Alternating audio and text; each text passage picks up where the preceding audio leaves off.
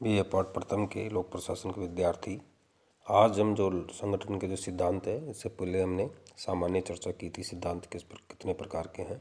आपके सिलेबस के हिसाब से हमने जो प्रमुख सिद्धांत थे उनके बारे में इससे पहले वीडियो में मैंने बताया था। आज जो पहला सिद्धांत है वो है पद सोपान। तो पद सोपान किसे कहते हैं? प्रशासन का जो ढांचा है किस प्रकार का होता है, ये एक महत्वपूर्ण प्रश्न है। इस ढांचे का निर्माण पद सोपान प्रणाली पर आधारित होता है। वस्तुतः संगठन के कार्यरत कर्मचारियों के मध्य संगठन के कार्य एवं सत्ता का विभाजन, इस विभाजन के फलस्वरूप सत्ता पर आधारित एक ऐसे प्रशासनिक ढांचे का निर्माण होता है जिसमें उच्च अधिकारियों और नीचे के अधिकारियों के बीच संबंधों का वर्णन एक सोपानात्मक ढांचे में दर्शाया जाता है। तो सामान्य अर्थ यह है कि पद सोपान एक श्रेणीबद्ध प्रशासन है और जिसका अर्थ है निम्न स्तर पर उच्च स्तर का शासन या नियंत्रण। प्रत्येक उच्च अधिकारी अपने तत्कालीन अधीनस्थ कर्मचारियों की अधीनस्थ कर्मचारी को आज्ञा देता है। अधीनस्थ अधिकारी उन आज्ञाओं का पालन करता है। तो पद सोपान एक ऐसे संगठन का परिचालक होता है जो पदों के एक उत्तरोत्तर क्रम के अनुसार सोपान अथवा सीढ़ी की भांति संगठित किया जाए। पद सोपान का अर्थ कर्मिक संगठन जिसमें निम्न स्तरीय व्यक्ति उच्च स्तरीय व्यक्ति अथवा पदाधिकारी के प्रति उत्तरदायी रहते हैं। यही क्रम ऊपर से नीचे तक और नीचे से ऊपर की ओर चलता है। कहने का था कि पद सोपान पदों की एक श्रृंखला है और जो उस स्तर नीचे की ओर आती है या नीचे से ऊपर की ओर जाती है या बराबर के स्तर के रूप में है, एक जिसमें प्रत्येक पद के कार्य और उत्तरदायित्व निर्धारित होते हैं। इस प्रकार अपने जो एल.डी. वाइट ने जो पद सोपान की परिभाषा दी है वो है पद सोपान संगठन के ढांचे में ऊपर से लेकर नीचे तक उत्तरदायित्व के अनेक सोपानों द्वारा उच्च तथा अधीनस्थ संबंधों की सार्वभौमिक प्रयोग है। तो ये सामान्यतः जो पद सोपान अर्थ मैंने बताया है कि एक पदों की एक श्रृंखला जिसके सभी पदों के करते हुए उत्तरदायित्व निर्धारित होते हैं। अब देखिए पद सोपान प्रणाली की व्याख्या। पद सोपान की तुलना एक पिरामिड से की जा सकती है। जैसे एक सीढ़ी है जिस पर ऊपर ये पिरामिड के रूप में कर सकते हैं, जैसे सीढ़ी के रूप में, जिसमें सबसे ऊपर जो शिखर है ऊपर एक प्रधान प्रशासनिक अधिकारी होता है तथा उसके सत्ता क्रम में नीचे की ओर वो बढ़ती चली जाती है। जैसे मैं उदाहरण देख के बताता हूँ। अपना जो पुलिस संगठन है राज्यों का, तो सबसे पहले पुलिस संगठन में सबसे ऊपर जो डीजी आता है, पुलिस महानिदेशक, उसके नीचे जनरल पुलिस ऑफिसर आता है, वो पुलिस महाधिपति, पुलिस उप महाधिपति, जिला पुलिस अधीक्षक, सहायक पुलिस जिला पुलिस अधीक्षक, मंडल निरीक्षक और हेड कांस्टेबल और कांस्टेबल। ये एक पदों की श्रृंखला है। तो इस प्रकार ये एक आप उसको सीढ़ी के रूप में दे सकते हो। नीचे से ऊपर की तरफ चलते हैं। जैसे नीचे से ऊपर की तरफ चलते हैं तो उच्च अधिकारी एक होता है, उससे जिसे अधीनस्थ अधिकारी की संख्या बढ़ती चली जाती है। जैसे जैसे नीचे आते कार्य में व्यक्तियों में संख्या वृद्धि होती है और जैसे जैसे ऊपर चलते हैं तो पदों की कम होती चली जाती है व्यक्तियों की संख्या। तो ये एक ऐसी श्रृंखला के रूप में है। अब इसकी विशेषता देखते हैं। ऐसा संगठन पिरामिड होता है जिसके शीर्षक पे एक विभागाध्यक्ष और पदाधिकारी होता है और सभी प्रकार की सर्वोच्च सत्ता उसमें निहित रहती है। पूरे प्रशासनिक क्रियाओं को इकाइयों और उप इकाइयों में विभाजित किया जाता है। इसके अनुसार बनाए गए संगठन में सत्ता, आदेश और नियंत्रण क्रमशः एक स्तर से गुजरती हुई ऊपर से नीचे की ओर जाती है। हम सीढ़ी पर चढ़ते जाते उतरते हैं, उस समय उसमें प्रत्येक खंड पर पद पर एक पग रखना पड़ता है।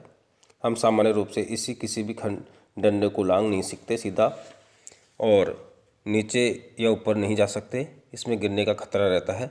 इस तरह इस सिद्धांत के अनुसार बनाए गए संगठन में प्रत्येक पत्रावली और कागज़ को हर स्तर से होकर गुजरना पड़ता है।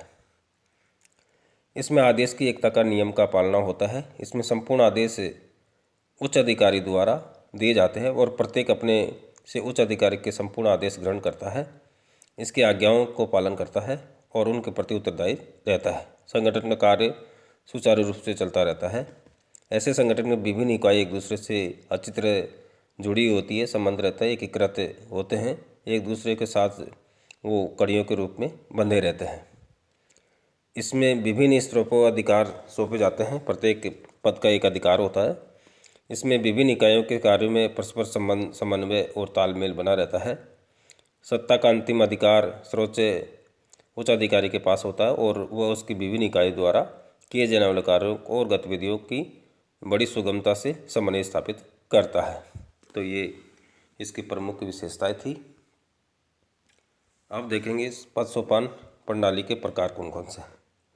जब भी हम पद सोपान स्थापित करते हैं तो वो 4 प्रकार से अपने इसको प्रकार है। पहला जो प्रकार है कार्य पे आधारित पद सोपान। जो प्रत्येक कर्मचारी जो अपने स्थान पर है उसके लिए कार्यों तथा उत्तरदायित्व और कर्तव्य के अनुसार निर्धारित किया जाता है। एक जैसे जो कार्य करते हैं उनको एक पदों की श्रेणी के रूप में रखा जाता है। और दूसरा है रैंक प्रतिष्ठा आधारित पद सोपान। इस सोपान पद्धति में व्यक्तियों की स्थिति उसके कार्य और उत्तरदायित्व के अनुसार निर्धारित न होकर उसके पद के आधार पर होती है। जैसे सेना में कहीं पद्धति पाई जाती है, सेना में जैसे एक कर्नल ही रहेगा, चाहे वो मोर्चे पर सैनिकों का आदेश दे रहा हो या वो कि दिल्ली में सैनिक मुख्यालय में बैठा हुआ हो। इसमें व्यक्ति को कार्य के महत्व को नहीं देखा जाता, ये पद का महत्व देखा जाता है। तो इस आधार पर एक पद सोपान बनाया जाता है। तीसरा है कुशलता के आधार पर पद सोपान। इसमें योग्यता और दक्षता पर बल दिया जाता है। औद्योगिक संगठन के जो उच्च पद है उत्पादन अभियंता होता है, उसकी सहायता के लिए अनेक कार्यवाहक विशेषज्ञ होते हैं। कुशलता का पद सोपान कार्य की संपन्नता के लिए अति आवश्यक है। किसी व्यक्ति के किसी पद पर इसलिए नियुक्त किया जाता है क्योंकि उसमें एक समय में प्राप्त हो की अपूर्व क्षमता पाई जाती है। जो लास्ट जो पद सोपान का प्रकार है वेतन आधारित पद सोपान। इसमें वेतन के आधार पर पद सोपान का निर्माण किया जाता है। सर्वोच्च वेतन पाने वाले सर्वोच्च शिखर पर होते हैं और निम्नतम वेतन पाने वाले नीचे शिखर पर होते हैं। वेतन के अनुसार ही प्रशिक्षण का स्वरूप एवं अनुभव की मात्रा निश्चित की जाती है। तो ये आपने पद सोपान के 4 प्रकार के देखे। अब देखिए पद सोपान के गुण कौन कौन से हैं। पद सोपान का जो पहला गुण है आदेश की एकता का सिद्धांत की इसमें पालना की जाती है। दूसरा इसमें लीडरशिप का निर्धारण होता है। इसमें सामग्रीकरण के रूप में एक एकीकृत इकाई के रूप में देखा जाता है। जो कार्य का इसमें उचित मार्ग द्वारा कार्य किया जाता है। इसमें उत्तरदायित्वों का प्रत्यायोजन किया जाता है।